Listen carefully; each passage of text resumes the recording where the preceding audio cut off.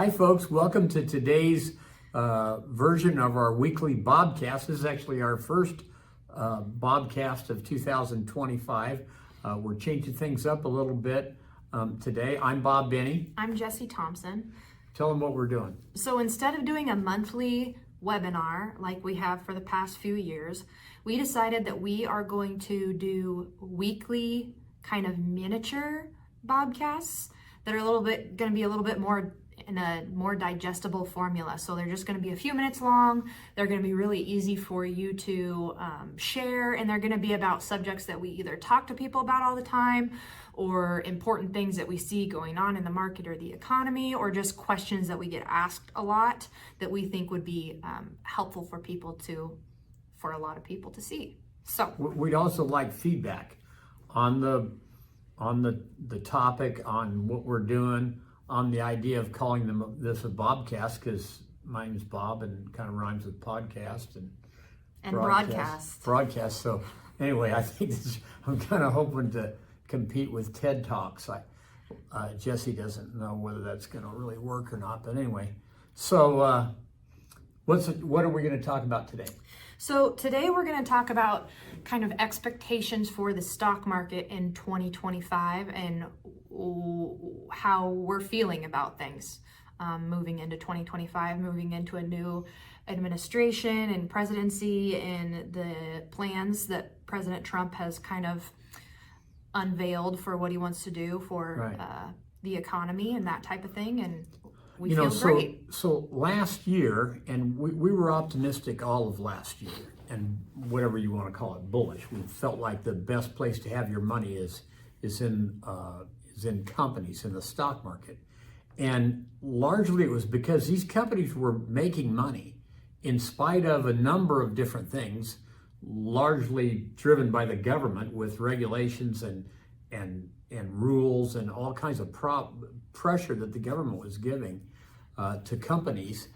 In spite of that, companies were making money in growing their profits and surprising stock market analysts. And that's what the stock market's all about. That's what your investments value is all about. The more the companies are making, the more money the company's worth, and the more your stock and funds are worth. And so now we're past the election, and the big threat of more taxes and more regulations on businesses is gone. So that's a tailwind for the stock market. And in addition to that, there's a couple of other things that particularly are policy proposals that President Trump has said he wants to do. He's been saying he wants to do for a while. What's one of them, Jess?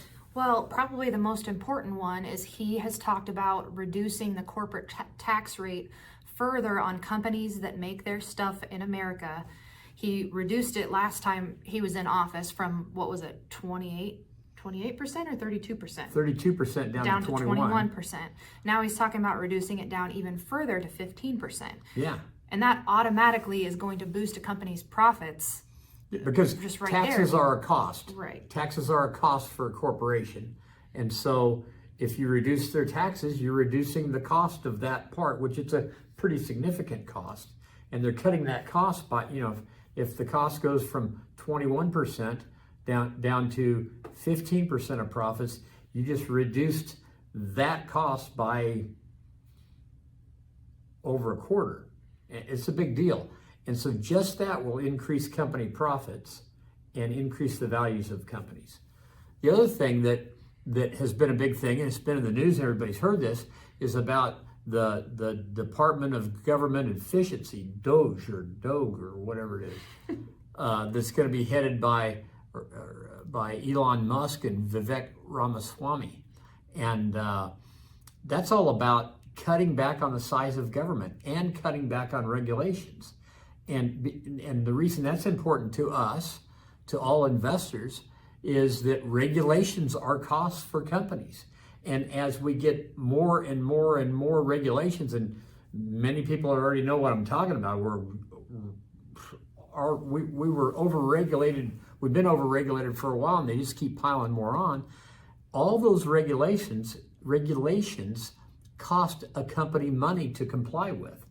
And if not only do they stop new regulations, but start backing off on them, that's going to save money, lower costs, and increase profits. And if profits go up, company values go up. So those two things right there, which are pretty significant, are going to be happening this year, early, we think, in the year, and are going to help both the economy and companies. And so we're very optimistic.